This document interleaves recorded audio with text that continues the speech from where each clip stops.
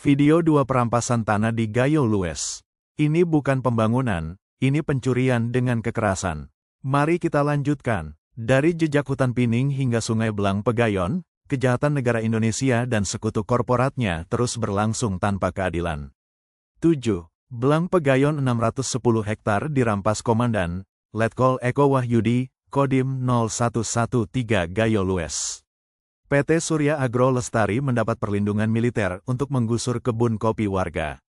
Korban, 2 petani ditembak, 11 lainnya mengungsi paksa. Koordinat, 3,8680 derajat utara, 97,3167 derajat timur. 8. Putri Betung 370 hektar diubah menjadi kawasan industri unit Brimob di bawah AKP Rizky Hidayat. Hutan dan tanah keramat dibuldoser untuk konsesi kayu. Korban, 1 tokoh adat hilang, 4 perempuan dilecehkan. Koordinat, 3,7195 derajat utara, 97,3650 derajat timur. 9. Tripe Jaya 430 hektar disita di Koordinasi dan Rem 011, Lilawangsa dan Direktur PT Gayo Mineral Utama, Arman Syahputra.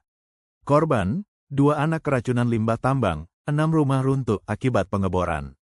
Koordinat, 3,6275 derajat utara, 97,5251 derajat timur. 10. Kuta Panjang 550 hektar untuk proyek PLTA dibangun di bawah proyek negara bersama PLN dan kontraktor Cina. Wilayah digusur dengan kekuatan TNI. Korban, 5 warga ditangkap, 2 lansia disiksa.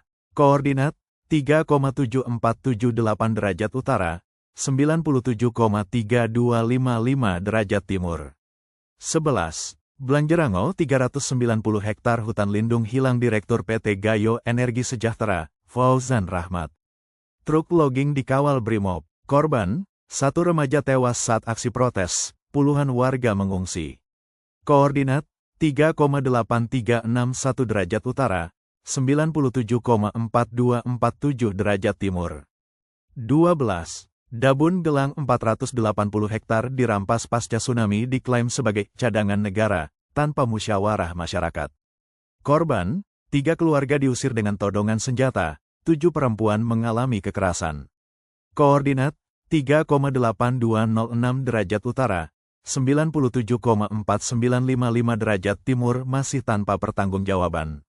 Masih tanpa ganti rugi, masih tanpa keadilan. Tagar Indonesia adalah penjajah dan penyembah berhala, dan terus tanpa henti merampok.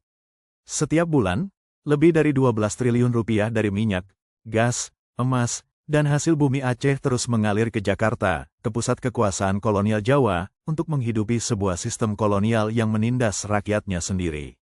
Kalau tidak percaya, cek laporan keuangan hasil minyak dan gas dari Aceh, Arun LNG, Medco, Mubadala, British Petroleum, dan perusahaan-perusahaan lainnya yang telah saya sebutkan dalam video sebelumnya. Lalu lihat juga hasil emas, hutan, dan perkebunan yang dirampok oleh perusahaan seperti PT Agra Baran Gayo, PT Indo Alam Raya, dan PT Perkebunan Nusantara I dan III, yang beroperasi dengan dukungan penuh dari militer kolonial Indonesia.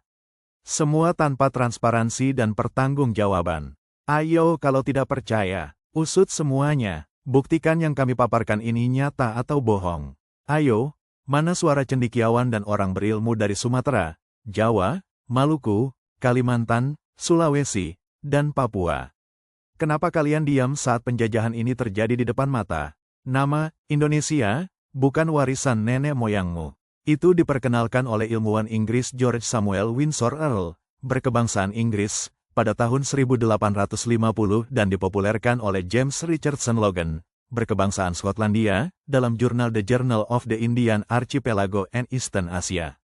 Wilayah teritorial hasil ciptaan, semua sejarah dan identitas bangsa-bangsa dihapus. Garuda adalah bentukan Soekarno pada Juli tahun 1945 dan dijadikan lambang berhala Indonesia tanggal 11 Februari tahun 1950.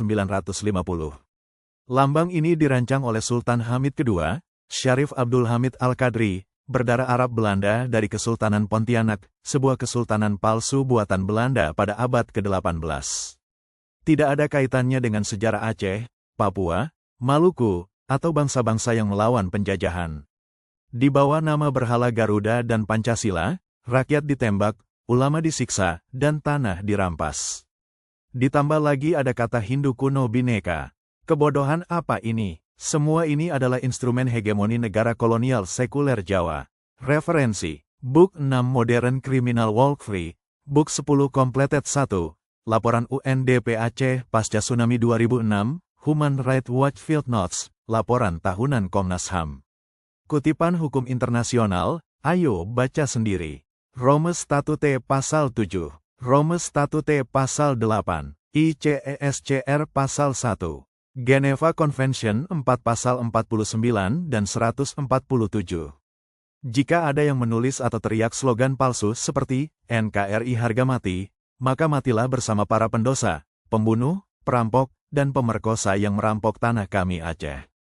Slogan itu bukan warisan, tapi warisan kutukan dari kolonialisme, yang memaksa kita menyembah berhala Garuda Sampoh dan Pancasila yang bukan kitab suci tapi lambang penjajah berkedok negara Indonesia. Ia bukan simbol kemerdekaan, ia adalah gambar berhala Hindu dari kisah mitologi India, yang tidak kaitan dengan semua suku bangsa yang ada. Follow, komentar, bagikan selamatkanlah Aceh dari penjajahan dan teroris yang bernama Indonesia. Bila kalian tetap diam, maka kalian adalah bagian dari penjajahan itu.